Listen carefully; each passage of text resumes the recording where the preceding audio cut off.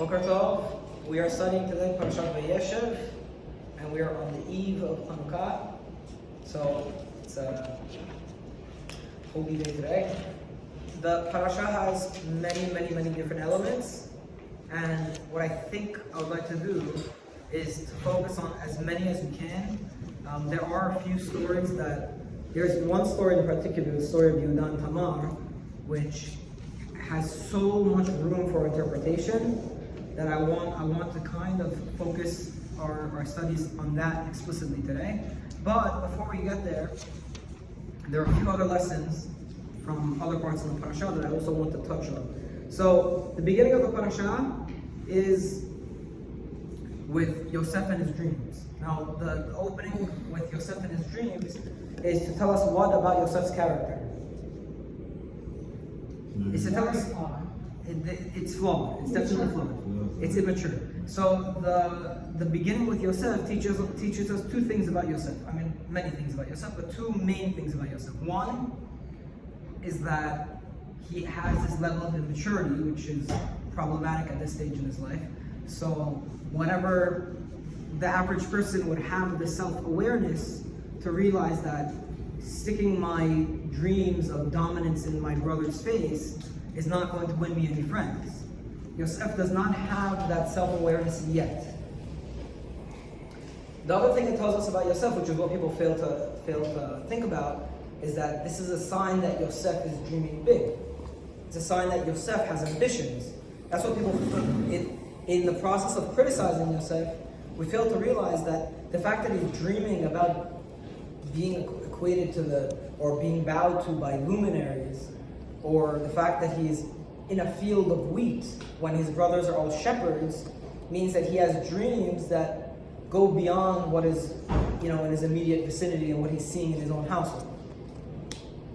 That's a very big thing. And that may be one of the things that Yaakov sees in him, and that he says that whenever the brothers were jealous, what does it say about Yaakov? The Aviv? Shamar Kadavar. He kept the matter in his heart because he saw something in Yosef. Maybe what he saw was the fact that of all my sons, he's the one who dreams big. Now we also know that Yaakov saw more in Yosef because of one other thing, and that was because of the coat. We know from Shemuel Bet, in the story of Amnon and Tamar, what this coat used to be. Tamar also had this coat. And the coat used to represent the royalty of the family, people who were to be respected in the family of the king's house. It was a position of leadership. And we also know that whenever the brothers are in Shechem and they're tending to their flock, where is Yosef? He's with the father. And the father goes to tell him to check on the well-being of your brothers. So why is Yosef at home while the brothers are out tending to the flock? Is there a midrash that he was studying with his father? There is a midrash that he was studying with his father, yes, but what is it? No, it's a he just asked, is there such a midrash? So you could understand it to mean that Yosef was kind of like his father's right-hand man.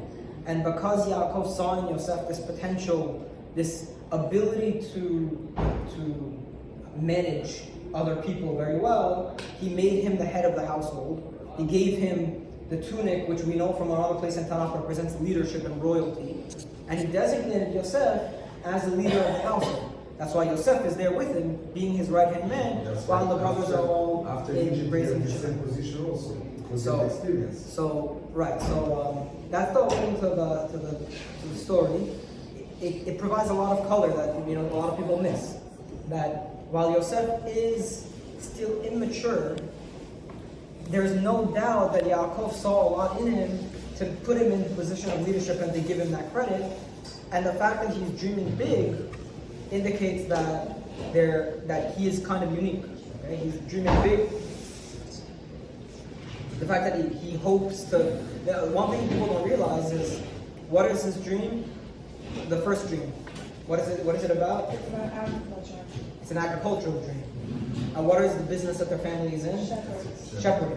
Where is the house of agriculture? Where is the main agricultural thing? Mitzrayim. Mitzrayim is the center of agricultural commerce. So the fact that Yosef is dreaming about agriculture when his family is all in the shepherding business, why wasn't he dreaming about sheep? He should have been dreaming about sheep.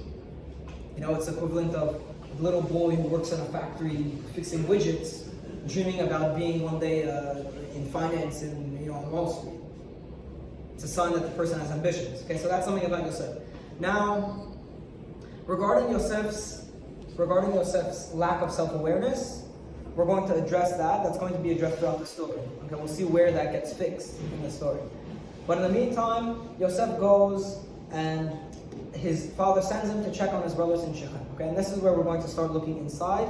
So let's go to Pasuk 14 in chapter 37. Okay? Vayomer lo. Everybody have it? Yeah. Vayomer lo. So his father says to him, Lech nareh et shelom achecha ve'et shelom atzon, v'ashiveni davar. Go and please see your brother's well-being, see to your brother's well-being and how the flock are doing, and return me word. Bring me back the word, right? Bring me back what's going on with them. So he sends him from Hebron, which is where Yaakov was at the time, and he goes to Shechem. And then a man finds Yosef. And Yosef was roaming around, wandering. That's what he's wandering around in the field. So the man says, what do you want? So he says, I'm looking for my brothers.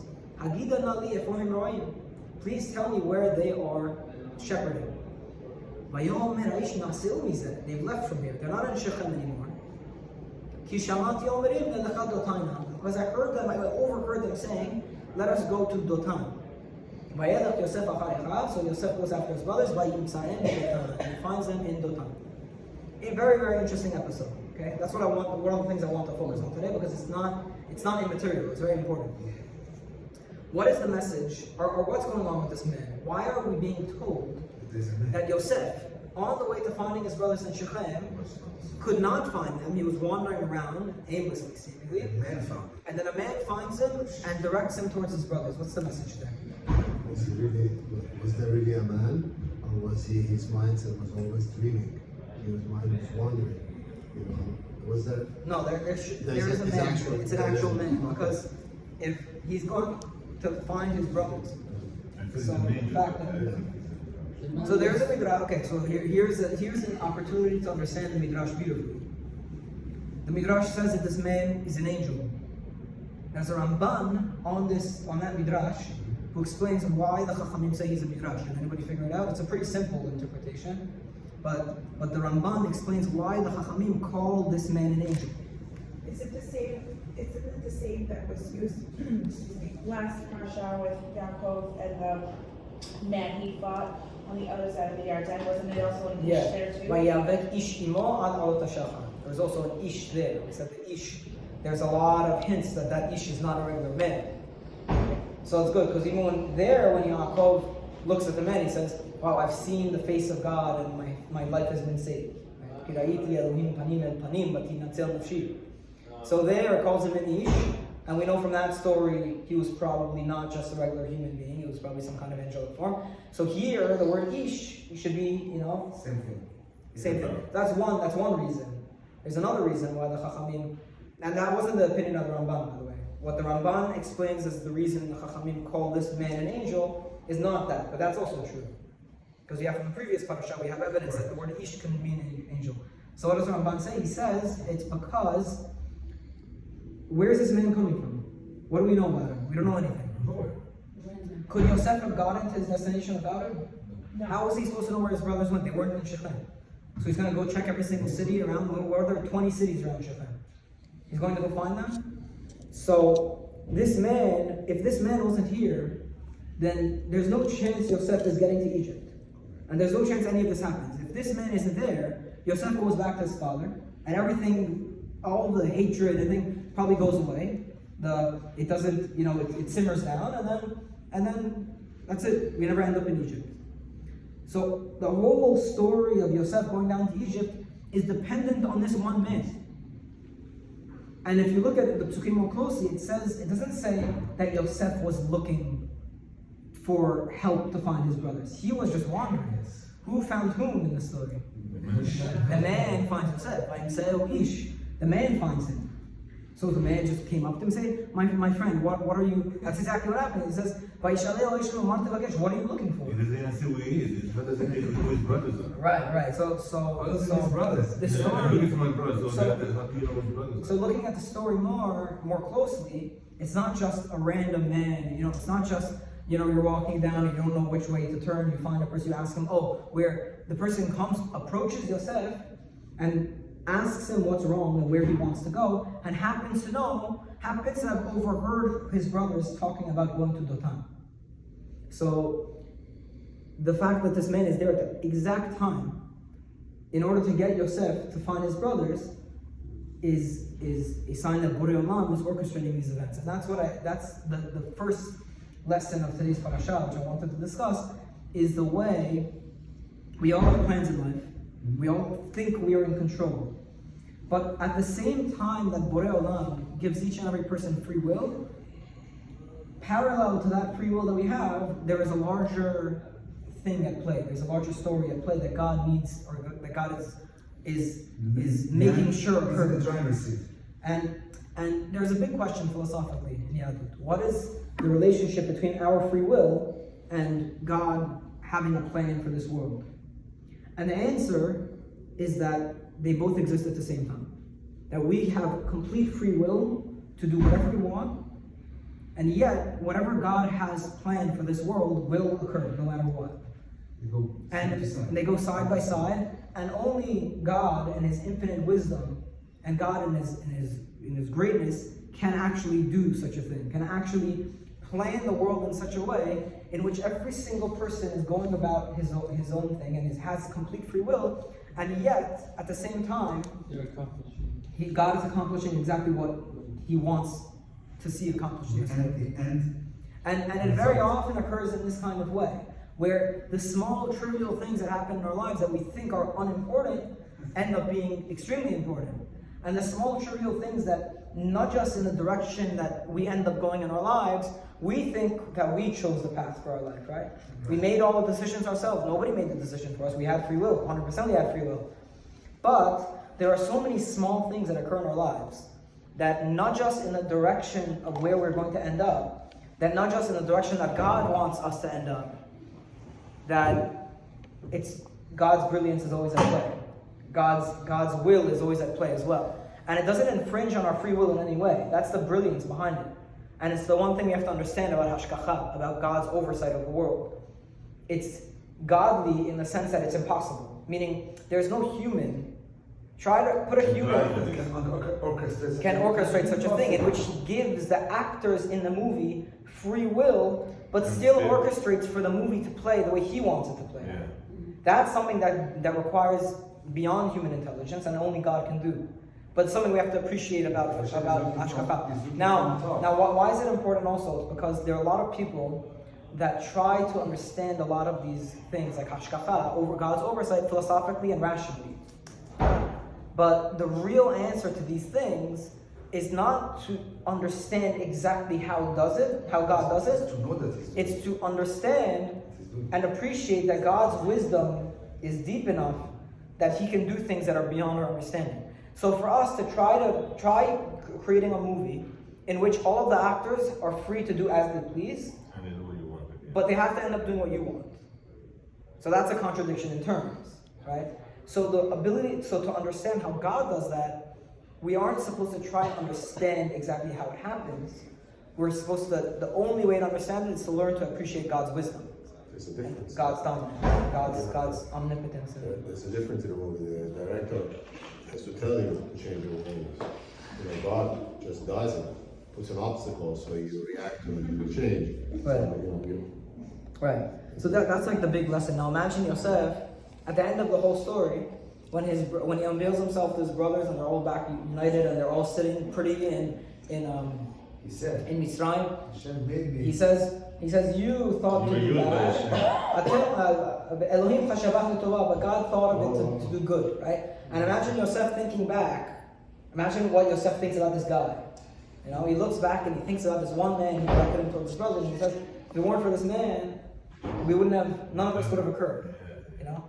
And that's how we should look at life One day sometimes. when you're in the street and there's two in sides. life- Where you live, Right. it's where you will end up. Right. In life, how do you see God's hand in your life?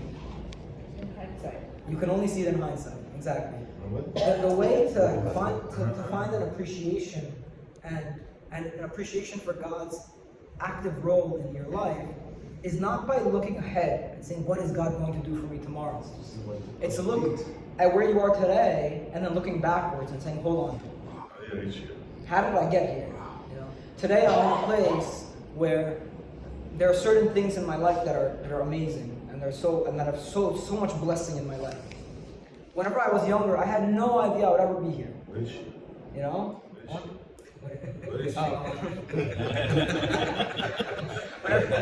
She has a replacement. For example, Yoram used to tell me the story of how he found his wife. You know, in hindsight, it's like a miracle. You say it's a miracle, you know? But whenever you were in it, you probably had no idea where it's going to come from. You tried everything, no? So I had to embarrass. Okay, so...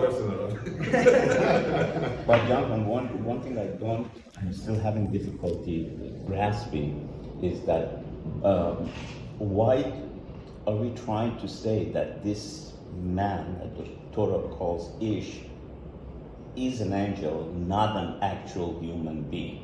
So, I mean, it's still, even if you assume it was an actual man, it still fits within your narrative of everything you said. that's what the point of the Midrash is, not to say that this was a floating creature that appeared to Yosef with, white wings. The point of the Midrash is to say, look at this man and appreciate how important this man is to God's expected or God's planned way for the events to turn out. The man, although he probably was a normal human being, the Midrash is trying to point out, look at this man. This one man is the cause for the whole story happening. And what Yosef thought was just a normal man on the street who's helping him out, this man ended up making Yosef's life and putting Yosef in the direction that God wanted him to be. So that's what the Midrash is trying to say. That look, sometimes there are things that happen in your life which you think are normal, but they're really just God pushing you in the direction of where you have to end up. It's not a dream like in prior instances, like Yaakov had a dream before and after when he went in that. It's actually, it's a live person or so.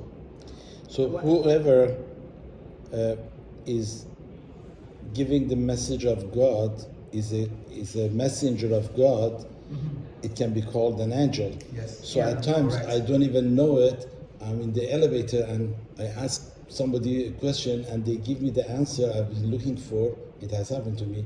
So at that moment, Hashem through him gave me the message that I was looking for. And so at that moment, this guy became the messenger of God. So I would call him an angel came and said this. Exactly. So, But initially, though, when this happened to him, he got thrown into a pit, and all these bad things happened to him. At that time, he probably didn't think this man. He was probably like, if it wasn't for this man, I would have been thrown into the pit. I would have been sold. Like, So that's a lesson for life, right? It takes for the events to come full circle for you to really appreciate. When you're in the middle of whatever you're experiencing, it's impossible to see the blessing of God, right? But we can see God's hand in hindsight, right? You can. Yosef, in the midst of all of this, could not see God's hand. Now we're going to see later on why these things were so important for Yosef, okay? But before we do that, I think we also promised that... Was it normal for the brothers just to move from where to another place? Is that... It was probably the behavior typical of shepherds for, they finished grazing, So he should have known that when he goes somewhere that they might not be there. How would he have known, I'm saying? I mean, he could have expected Yaakov should have told him, oh, be careful, Yeah, it could be. I guess they had to go where the caravans are coming to go to Egypt. So maybe that's why they were also directed to go where the whole scenario had to take place. There's a lot in play. Okay, so the story then continues. The brothers see him, they plan to kill him. Then Reuven says, no, don't kill him. Let's throw him into a pit. Reuven's thinking, I'm going to save him. And then, actually, I'll tell you a nice about Torah on that as well. But Reuven is thinking, I'm going to save him. Now, in the meantime, while Reuven is thinking he's going to save them, Reuven goes missing from the story, and the brothers sell him in the meantime. And that was the advice of whom? Yehuda. So Yehuda tells the brothers to sell Yosef. The brothers seemingly sell Yosef. If you look at the psukim, not exactly clear. Yeah, because last year because they were eating somewhere and if you want to actually see we studied this in depth. Who sold Yosef? We studied that in depth last year in our shooting. But you could look back to see the analysis. There are two very, very strong interpretations that both have a lot of merit. But let's say that the brothers sold Yosef. I won't get into it. I know it's a tease, but So it's gonna take you 3 more hours. Yeah. So if you go back to the man, okay, so does that mean that he was a regular man and Hashem put these words in his mouth, basically? Yes. So And you know could what? that be, The irony is that Yoram tells me, don't do such a thing, and in hindsight I say, wow, that was such a wise thing. yeah, and Yoram had become your angel. So he's become an angel. Yes, exactly. Is that what it is? Yeah, I think that's the message that Chachamim are trying to say. his house. When I God bought the house, has. I didn't know what to do. I saw Jack. I want to say, Jack, I don't know what to do. There's these 2 houses. I said, be careful in that area. There's no light. So a sunny day, I go there. The house was dark. It was a sunny day, and the house was dark. So Jack knows your It's angel. my angel. Very nice. No No, question but about that's exactly the point. I think what the Midrash is trying to say is God has unlimited means of getting his will performed. We are his vessel. And very often we ourselves may be his angel. When you support a friend and you end up helping your friend go in the right direction. Just in one word, we can change. Yeah, exactly. So, okay. The story of Reuven, I'm going to quickly touch on it because it's a very interesting story. I think Steve, you'll love the story of Reuven. I'll tell you why. So what's the story with Reuven? So Reuven goes to the brothers. We won't read it inside, but he tells the brothers, Reuven, he wants to save Yosef. Okay? So the brothers say, let's kill Yosef. So the brothers say, let's kill Yosef. And now what does Reuven tell the brothers to do? Let's throw him in the pit. Now why did Reuven tell that to his brothers? Whenever he told that to his brothers, what was the brothers would leave and then after would exactly come back and exactly that the brothers would go while he was alone. He would come back to the pit, pull Yosef out, run back to his father without the brothers seeing, and save the day. Now, first of all, do we know which brother was it? The Midrash says it was Shimon and Levi, which makes sense. You know why? Killed everyone before. 2 reasons why. A, because Shimon and Levi historically were partners in violence, and 2, because wait, what's the other reason? Impulse. No, where are they right now? They're in They're in Shechem. And if they're in Shechem, where did Shimon and Levi wreak havoc last time? In Shechem. So the Midrashim say that again, it's Shimon and Levi who are the ones plotting here. So. And also Yehuda is the one that made him sell it, so I guess he didn't want to kill him. But actually, when he they also were tried to avoid in Egypt, Yosef puts Shimon in jail, let the other go. So from that we understand Shimon was the one who threw him in the pit. Shimon, and it makes a lot of sense. When to separate the 2 Shimon, brothers also. even when Levi cleans up his act later in the Torah and becomes the house of Levi, Shimon, It doesn't change. He doesn't. Not that he doesn't change, but Shimon He didn't learn from it. it doesn't seem like he redeemed himself the way Levi did. For example, the Zimri, the one who went and was with Cosbi in public, what tribe was he from? Shimon. If you look in the book of Shofetim, where is Shimon's territory in Israel? It's interspersed in Yehuda. Shimon doesn't have a territory. If you look at the blessings of Moshe Rabbeinu in Rizot HaBracha, who is missing? Shimon. So Shimon, throughout the Torah, seems to have potentially not redeemed themselves to the extent of Levi, and it all starts here. Wow. So now back to Reuven, if we could. Why is Reuven, At first the of same all? time, Pinchas was from tribe of Levi. And Pinchas was from the tribe and of he Levi. made the teshuvah for the whole Jewish So it's community. so the idea, we even said that before last year's class. Yes. When Pinchas kills Zimri, it's as if Levi is going to his brother Shimon and telling him, I don't want a part of this violence anymore. I mean, this non-acceptable violence. I've cleaned up my act. I'm in service of Borei Olam now.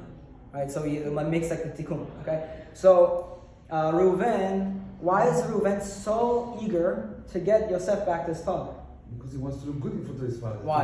Why because does of he No, brother. because He moved the bed. I am First he the moved the leader. bed. First of because all, Reuben went to Bilhah's okay, tent. exactly. Because first of all, Reuven is what Yoram says. First of all, Reuven is the older brother. So as the older brother, Reuven wants to show I'm above the fray. I'm not involved I'm in the leader. I'm the leader. So he wants to save Yosef and bring Yosef back to his father to kind of save the day. That's what the older brother wants to do. You know, but there's more.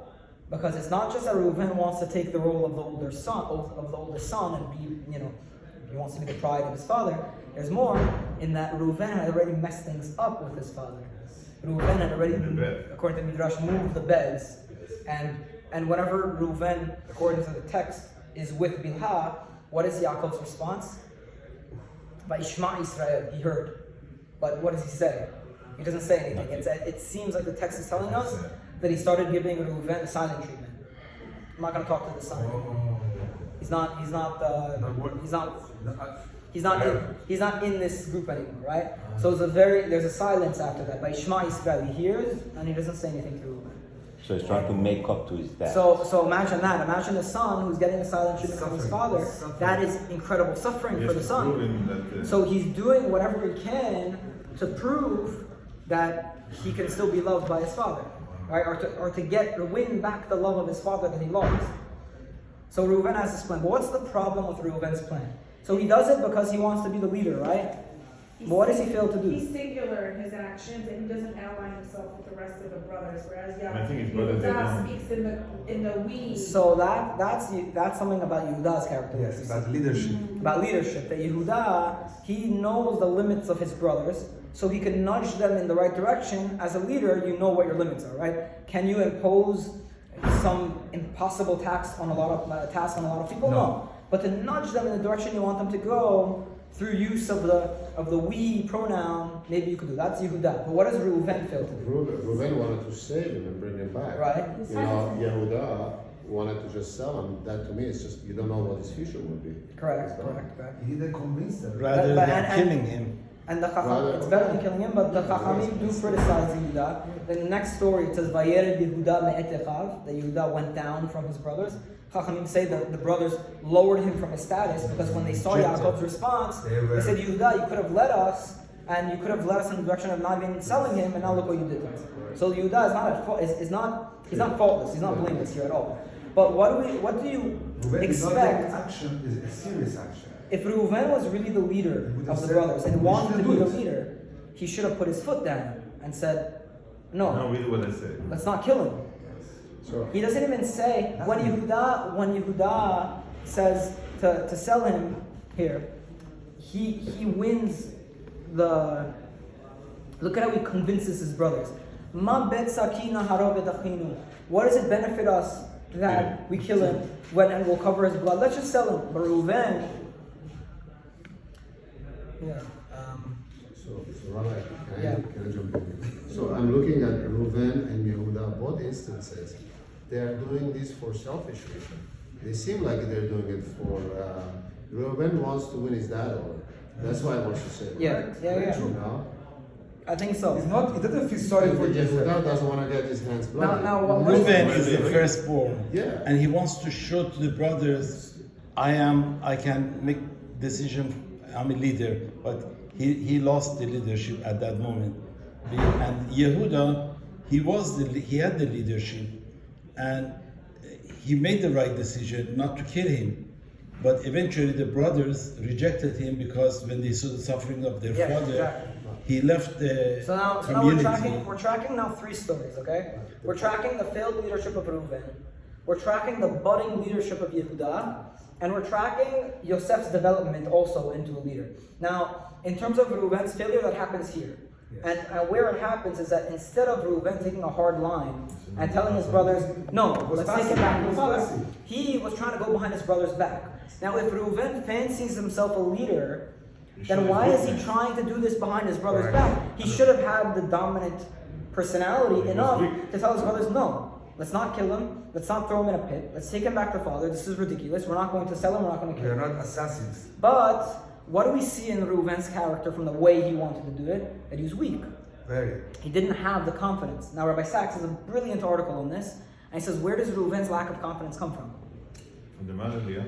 From the fact that his mother was unloved, and from the fact that the sons of his mother were also less loved. So Rabbi Sachs points out that to build confident children, there needs to be a grounding in love and support. And if you show favoritism to one wife over the other, that is going to trickle down into the kids. So the wife who felt like she was worthless because she was unloved, that feelings of worthlessness are going to translate into the children. And the children also felt a little bit unloved because Yosef is getting all this preferred treatment. So now the other children also lose confidence. So Reuven is a product of not having that proper grounding in the love of his father. And we even see it in his name. What was the name of Reuven? Where did it come from? Because Leah says, see now how I am not loved. See how I'm hated by my husband. And that's what she names her son. So she brands her son. She brands her son with the name of being unloved. That's where his name comes from. So we shouldn't be surprised when that son grows up and he has good intentions. He's a good boy. Reuven he has a good heart, but he doesn't have the self-confidence to stand up for himself. Maybe because he was never shown that appreciation enough to build that self-confidence within him. He lost the leadership. So it's a beautiful parenting lesson. He lost the leadership the day he was born. Right, exactly. He lost the leadership the day he was born. Well, the best way to see it is in Parasha Vayechi, when Yaakov is trying to give berachot to the sons. To Reuben, he says, "You're my firstborn. You're supposed to be my power." Okay, but afterwards it says, "You are as unstable as water," because water, whatever the media you put it in, it takes the shape of that media. So it says you're the kind of person that can be molded by others, can be maneuvered by others. You know, that's why we understand him not being a strong character. I like that idea. Beautiful. All growing. So does everybody understand? Everybody understand the Reuven complex? That was a beautiful parenting lesson because it means it's an opportunity to build your kids up into confident people. It's very easy to ruin a child's confidence. Okay, I don't even think you always like the parenting lessons. I don't think they're searching for a leadership status. They don't know that they're all going to be chosen as the heirs to the bracha, the Abrahamic blessing. Like, up until now, there was one son was cast off, one son was chosen. So now they don't assume that they're all going to carry it. So they're probably all just fending to stay in the same home as their father. How do they know that, like, if Reuven doesn't make this attempt, how does he know that he's not going to be cast off the way Esau, like let's say Yishmael was cast off, or something like that. Like, they don't even know that they're going to. So you think they're all scared that they're going to be. How are they going to know any different? It's a good point. It's Very, a good very point. nice angle you took. Go back to my point before. I was trying to say, the kids were all compromised when they left Shechem. There was a little idol worshiping in them when they made that statement that cleared all the idol worshiping. So that the way you read it, I guess my interpretation was that. But if you read in the Torah and you want to learn from a character or another, they cannot succeed if their intention are selfish reasons. Reuven because of himself, and Yehuda because he doesn't want to have that guilt concept of killing his brother, blood on his hands. So, Yeah, but you're expecting them to be operating more.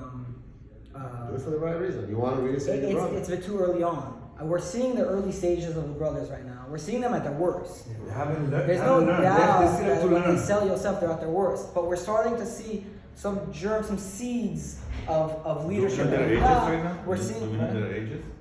No, I don't. Benjamin wasn't born yet, right? Benjamin was. We just know Benjamin was born at 17 years old. Yeah, we know that Yosef was 17.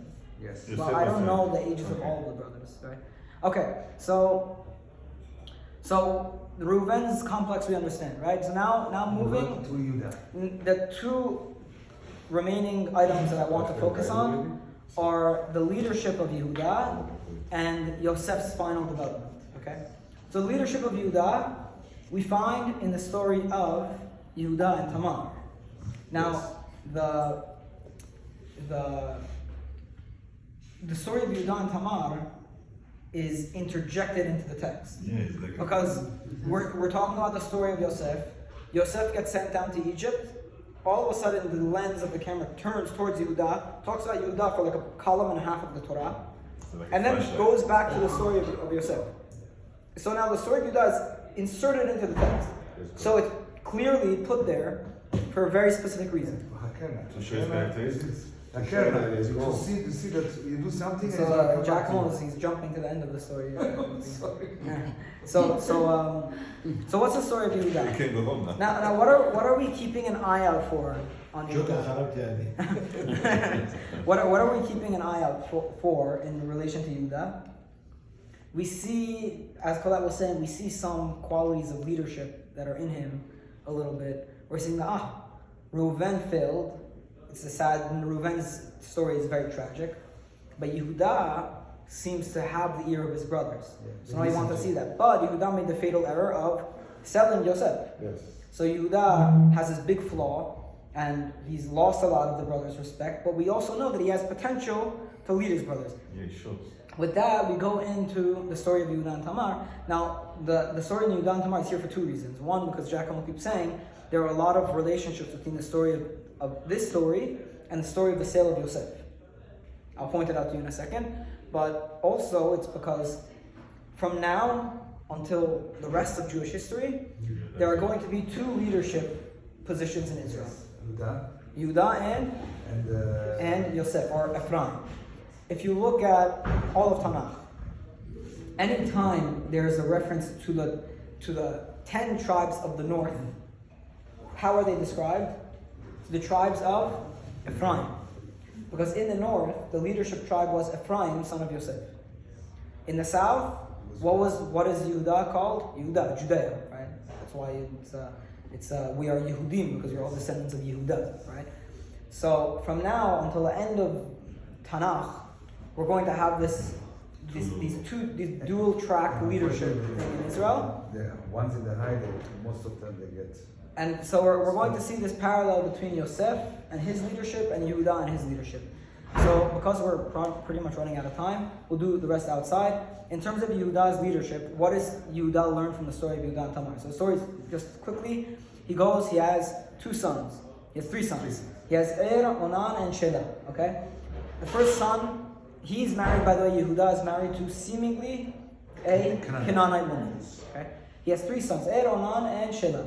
He takes seemingly, according to the non-midrashic interpretation, he takes a Canaanite daughter-in-law named Tamar, and gives Tamar to does not do good in the eyes of God, and he dies.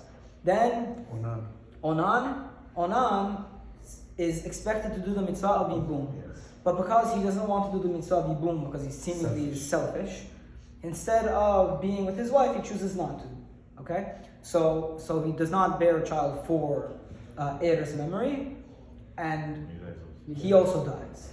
Now, from Yehuda's perspective, he doesn't know that it's Er and Onan's fault that they died, so he thinks that this woman Tamar, she can't get pregnant. Bad luck. So she's bad luck. She's like they have a term for it. Whenever the woman has Black widow. a black widow, it's called, right? So he thinks that she's a black widow, that she's just going to cause death. If I give her the third one, so he kind of just brushes her off and says, "Okay, when Shelah is older, I'll give him to you." He's buying time. Yes. He's buying time because he doesn't want to do anything. In the meantime, Tamar knows that it's not going to work out for her. So she goes and she dresses up as a prostitute. She stays on the way, waits for Yehuda to come to town. Yehuda loses his wife. She's with, and that's after Yehuda loses his wife.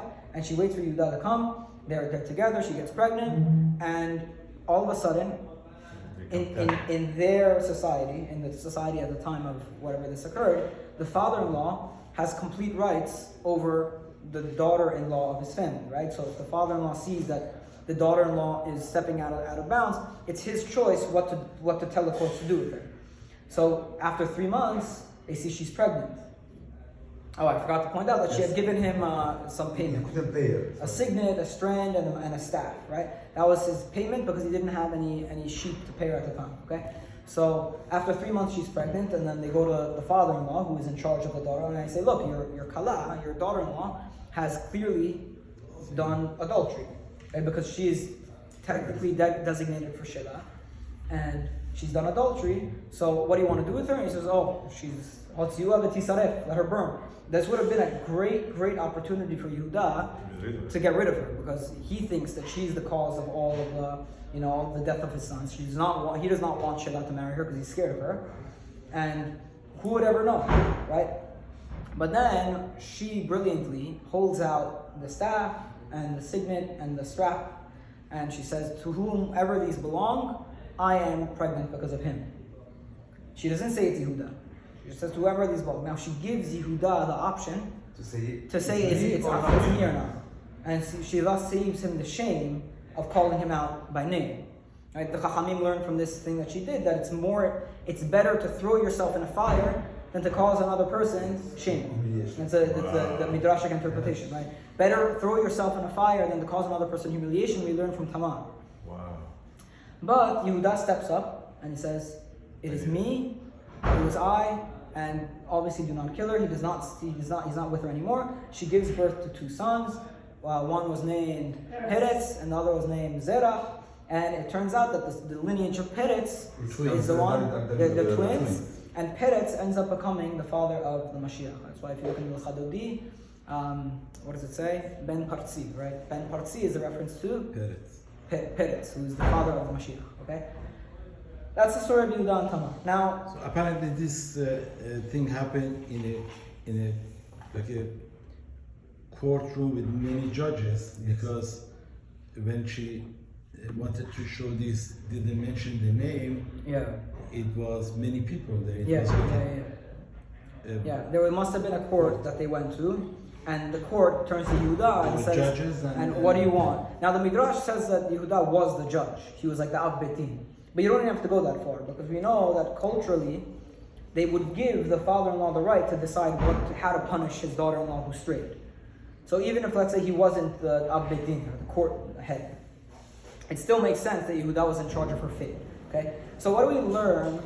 The true leader can direct contrast. So there are many things. There are many things in the story. We analyzed it in depth in last year. But first of all, something that people don't realize is that what is the biggest fault of Yehuda's sons? The biggest fault is that Onan, when he sees that he can bring or keep the name of his brother, honor the name of his brother, he says, no, I don't want to honor the name of my brother. And he decides not to instead, so he's selfish. So what does Yehuda see in the whole story here? He sees that his daughter-in-law, first of all, he sees that whenever he sees that his daughter-in-law is pregnant, it tells him that wait, it wasn't her. It wasn't her. It was my sons. And then what does Yehuda all of a sudden understand? That my sons failed to show one another proper brotherly love. And what was Yehuda's biggest problem? That he did not have enough love for Yosef. Yes. So the whole story is a commentary on the duties that we have towards our brother, and how Yehuda is seeing that failure in his own kids. My own kids don't care enough for one another to try to maintain the life of the older one, and now they died, and now Yehuda is saying, hold on, maybe this was my flaw. Maybe this is the flaw that I have towards Yosef. Maybe God is trying to send me a message that characteristic that I had and that I didn't show any love for my brother, maybe now Borei Olam put that same characteristic into my own sons. And now that's like Yehuda's punishment. But it's also Yehuda's awakening. Now there's more, okay? Because on the leadership side, that we see that Yehuda has a very, very important characteristic, and that is at the very end, if he takes fault, when he takes the blame. We're studying right now the book of Shemuel, and we see that the biggest problem with Shaul is his inability to ever take blame for anything. While David, what's the number one thing he's known for? Whenever he is teshuvah. It's not perfection. David is not known for his perfection. He's known for his humility and his ability to say, Chatati l'Adonai, that I've sinned to God. Where did he get this from? He got it from his ancestor Yehuda, who, whenever Yehuda he sees that he's implicated in this whole thing, instead of taking the easy way out and saying, no, kill her, he says, no, it was me. And he humiliates himself in order to save her. Now, the reason this is super important is because Yehuda was just put in a position where he was in control of her life. And as leader going forward, leaders in Am Yisrael, or leaders in all societies, are always put in a position where the life of people are in their hands. The question is, will they be corrupted by that power and use that for their benefit? Or will they have the honesty and dignity to take the blame whenever the blame is theirs, and to not kill people for no reason? Yehuda could have put her to death, but he didn't. And that proves that Yehuda is on his way to developing those leadership qualities. So Yehuda learns a lot in this process. He learns about the importance of brotherly love from his sons. He learns about what it takes, the dignity required to be a leader, the fact that he could have abused his power, and he didn't. That was a step in the right direction for him. And now, when the story's all said and done, Yehuda is a changed man. He's learned a lot, he suffered a lot, and in the suffering, he may have a different perspective on how to treat Yosef. He may be ready to meet Yosef and to save Binyamin, which he does later in Parasha Vayigash. Can you see that this story happened after that they sold Yosef? That's what they said. That's how the said. It is after The chronology is difficult. After he brings the coat to his father. Yeah, the chronology is Then difficult. Regarding the Hakerna, the reason we know it's similar is because when Yehuda and the brothers bring the coat to Yaakov, what do they say? Hakerna. We recognize this coat, it's full of blood. And now when Tamar brings the staff and the signet and things, she says, Hakerna, recognizes, whose is this? So now when Yehuda sees this, what is he thinking of? Midah keneged midah. I told my father to recognize this thing and ruin my father's life. Now this woman is telling me to recognize what I did and to all of a sudden... mistake again. Right, so it's midah keneged midah for what he did with his father, and that's why the story is placed here. And Yehuda is supposed to learn from here to redirect his behavior, to learn proper behavior after that, and he does succeed. And that's why he ends up becoming... One more thing that Rabbi Sachs always points out is that the mothers of the Mashiach, the mothers of the kingship, are both in the case of Tamar and Ruth, are non-Jewish widows who are poor on the outskirts of society. So it's a beautiful thing that leadership in Am Yisrael needs to come from the bottom. Because only the people that come from the bottom and recognize difficulty and suffering, when they become leaders, they don't forget it. They won't take that leadership for granted and start abusing the power. They'll say, hold on, I'm a leader and there are a lot of people who could be suffering because of me. Let me make sure I don't cause other people to suffer. So we shouldn't vote for rich people to be on St. John board because they're a disaster for the rest of us. They're coming Truly, from I'm telling you, they're a disaster for us. No, put your kids in this school, 30,000 a year. No, not everybody can afford that. We have to have our own school. They don't understand that. When we sorry. Is it correct to say that people that come from the bottom or people that come from outside? It's both. True, it's because people that came from outside in those days were mistreated. For example, in the Torah, it always says, make sure to take care of the ger. Now, who is a ger? A ger is someone who's from the outside and comes in to live in Israel. And the assumption is that in general, they're not going to be as accepted as the people that are citizens, right? Yeah, but they see something that they have seen in their own community. They come into like a Jewish life. They see the difference and they appreciate it. I think that's the story of Tamar. But also you can't take it that far. So what he's trying to say is that maybe leadership also needs to come from outside, so that people have unique understandings of the world from coming from the outside, and they can implement it into their leadership when they become leaders. My only problem with that is that we have explicit isur to get a king from the outside, from Nochri. You're not allowed to establish a king from a Nochri. So our kings come from Gerim, who are people that are suffering in the sense that they are from the outskirts of society, but not from people that are truly outside, because we're not allowed to take a king from the outside. We can't import non-Jewish leadership values into our leadership. I think that's the message here. Okay. So that was Yehuda's story. The final story is Yosef. We saw that Yosef, his biggest problem was that he goes to his brothers and he tells them this dream, right? Now, it's vanity, but what is the thing that you see most in his character? It's a lack of self-awareness. Because what is self-awareness? What is self-awareness? Realizing how other people perceive you. It's the realization, the awareness of how other people perceive you. He doesn't have any of that at the beginning. Where does Yosef learn that self-awareness?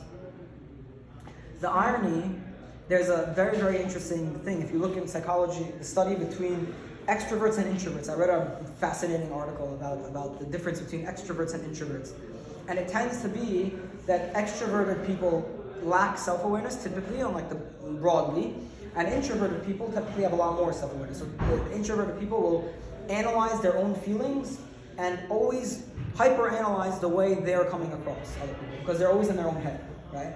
So sometimes to get Yosef, in his youth, he's more extroverted. He's a leadership quality. He loves talking to people, and he's all, he's playing with his hair, and he's beautifying himself to look good for other people. And what he lacks is this self-awareness, which is very, very important, especially if he's going to be a leader. You can't get to that position of leadership without having that. There needs to be a more serious side to you. There needs to be a quiet, contemplative side to the leader. So that, for example, if Yosef is always, he's an extroverted, excited guy who's jumping from party to party, how is he going to plan the years of famine in Egypt? You need a quiet, contemplative side in which you're able to sit quietly alone and analyze things, right? So where does Yosef get all of that? Not only in jail. He starts. He says something to Well, what does he say? Yes, So he says, "איננו גדול בבית הזה ממני, ולא חסך ממני מאומה, כי אם אותך באשר את אשתו, ואיך אעשה הרעה הגדולה הזאת, וחטאתי לאלוהים." Yeah. So So the Chachamim, there are two ways to interpret that pasuk. Because, he says the wife of Potiphar comes to him and wants to be with him. And he says, there's nobody in this house as great as me. Yeah. And the master did not stop anything from me except for you because you're his wife. How can I do such a thing and I will have sinned to God? Now there are a couple of things to point out. One, the Chachamim criticize him for, look at the way he's talking to him. There's nobody as great as me in this house. And the only thing that's not allowed to me is you, for he's away. So it sounds like he's being great, but he still has a touch of arrogance in the way he speaks.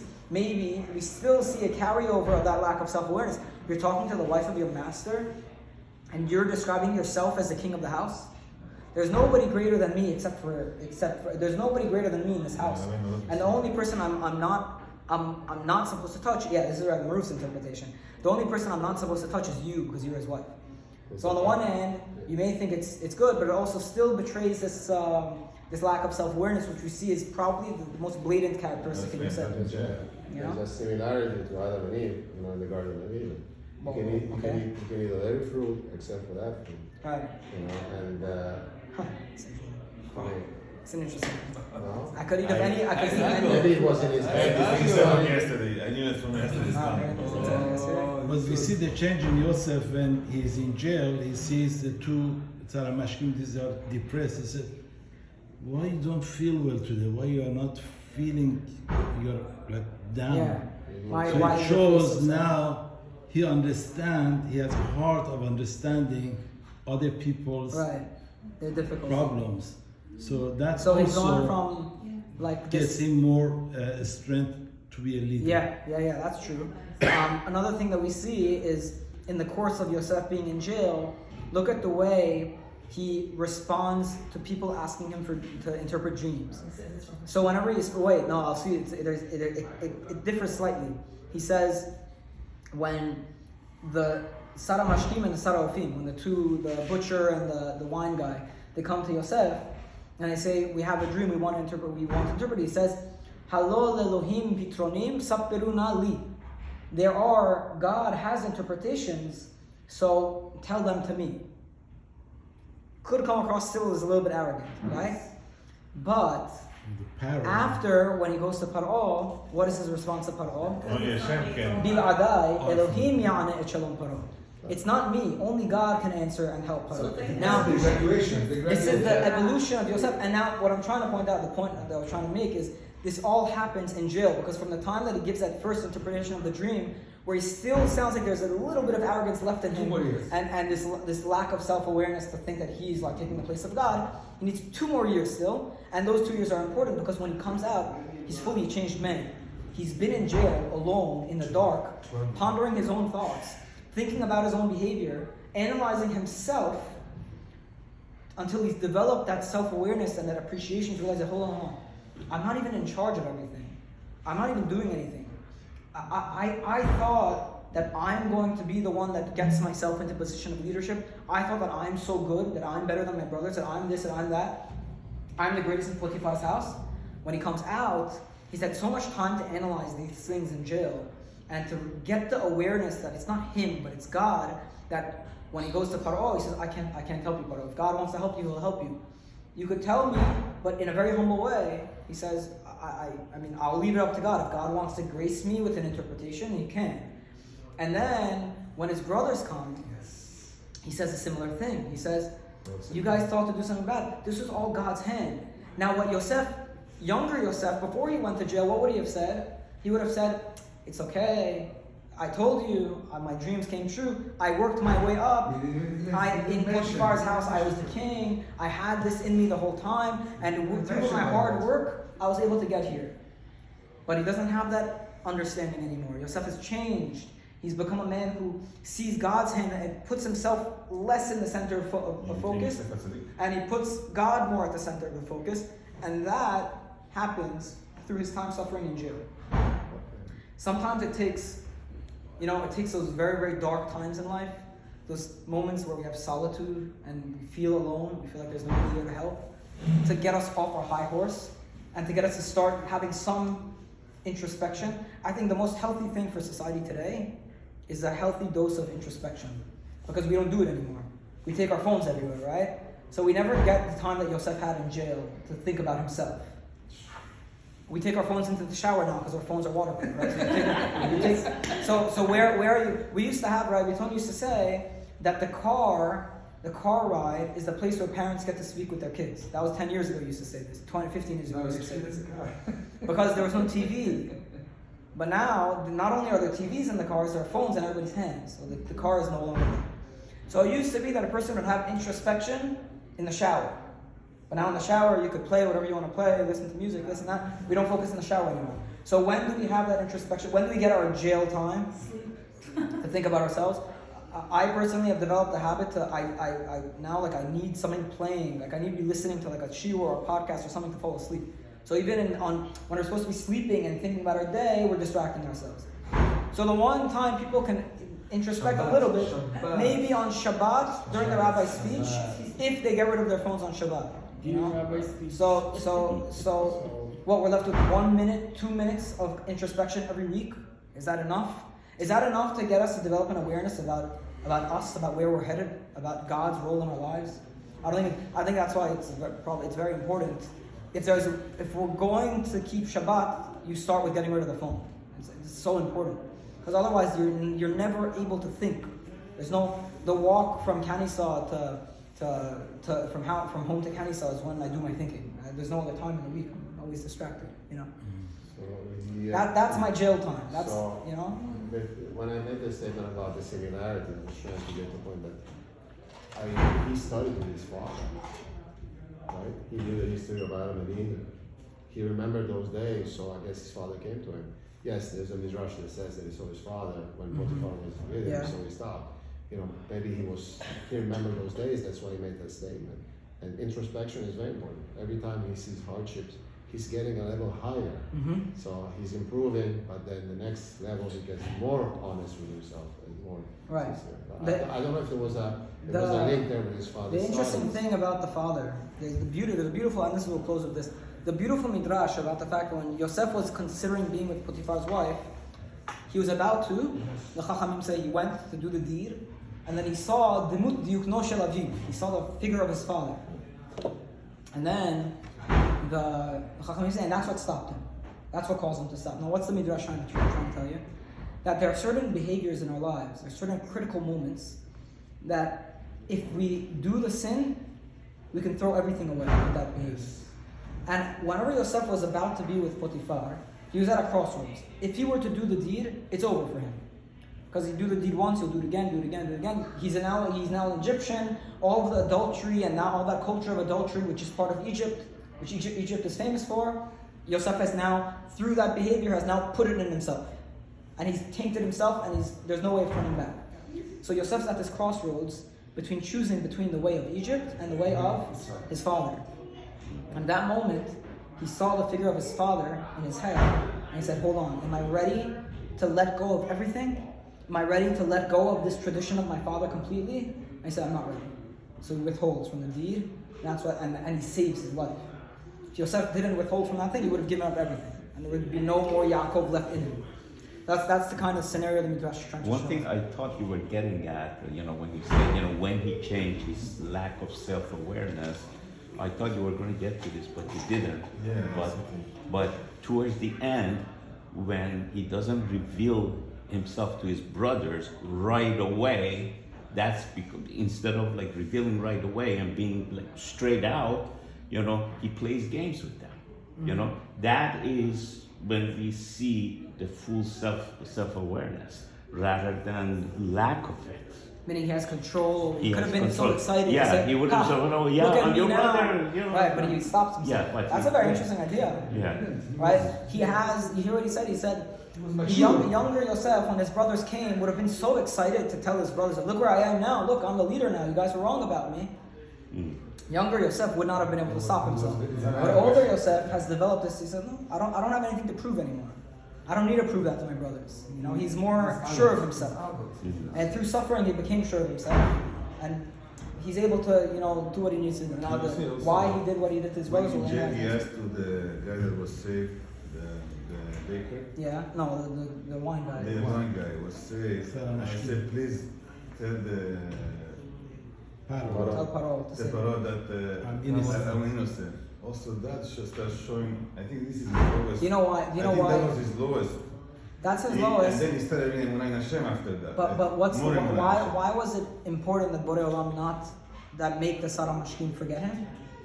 Because because Yosef needed to be proved to, again for his own personal development, that my efforts are not getting me anywhere. I tried to get out of here, I couldn't. All of a sudden, Paro has his dream, and they pulled me out. That's an act of God. Yosef is inspired after that. That's what I was trying to do. That's an act of God at that point. If Yosef would have succeeded in getting himself out, then he may not have finished learning the lesson. He still would have thought that he is the one, that he is doing everything. And then there He gave up, but then Borei Olam saves him, and it's directly the hand of God. That and he was the learns the lesson. normal behavior of a human to say, listen, I'm innocent. If you are close to It power, is normal behavior. give a message, get me out of here. Right. That's normal human being would do that. Yeah, he normal didn't do people would anything do wrong. that. He didn't do much wrong, but it's important for it not to be answered because he needed to learn the lesson that it wasn't your own deed. This was part of his growth. Yeah, it was part of his growth. Lesson on Hanukkah quickly. I know I'm closing, but the main message behind Hanukkah is the Greeks were Hellenizing the Jews, and what people don't know about the story of Hanukkah is that it wasn't a war between the Jews and the Greeks. It was a civil war between the Hellenized Jews who were occupying the Beit HaMikdash and were corrupting the Judaism at the time against the Jews who were saying, what is this? What's going on here? Why is everybody corrupting? Why are we inserting Greek practices into the Beit HaMikdash?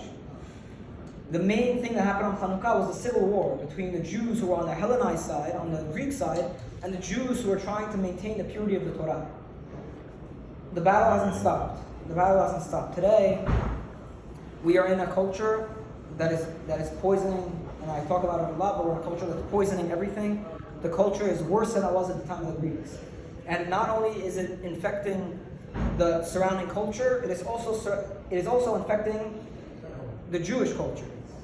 And it is our duty on Hanukkah to recognize what is the true culture of Yahadut and what is the influence of outside. During Hanukkah, it is time more than ever to protect ourselves from outside culture. It's getting more and more intense, and through this device, it's going into our households, sneaking in through the back door, and infecting everything. If there is a time to double down on our efforts to maintain Jewish culture in our households and in our lives, it's on Hanukkah. That's what it's all about. Ultimately, the emet of Yahadut can't die. So much culture, so much influence, so much trying to destroy the culture of Hanukkah, the emet behind Yahudut will always shine. The flame will never go away, and we'll always have that light of Yahudut, no matter how difficult things get on the outside. But it's a time when we have to focus and realize that we are in the middle of a battle. We're in the middle of a battle of Hellenization, part 2, and that's what's going on in our country today. And this is the time to double down on those efforts. Jonathan, I want to tell you, it's the first time I'm coming to this class because I've been to these Torah classes for the past 45 years, and I feel like I don't want to learn anymore. I have enough. But Mr. Hajiba Jack pushed me to come, and I came, and I tell you, I truly enjoyed it. So far, I mean, all my life, I've been with many rabbis. Many rabbis. Every rabbi, even in town here, they have a connection with me. And I truly, I can say that this was the best shiur I have heard from other rabbis. Wow. And I'm not saying that because you're going to be my future son-in-law. I'm very truthful. Everybody knows me for years. I don't need to fool anyone. I only speak truth, and I meant it from my heart. Thank you so much. Thank you. I agree with you. I think it's strange. I agree with you. I agree with you. We all agree with you. And recruit more women.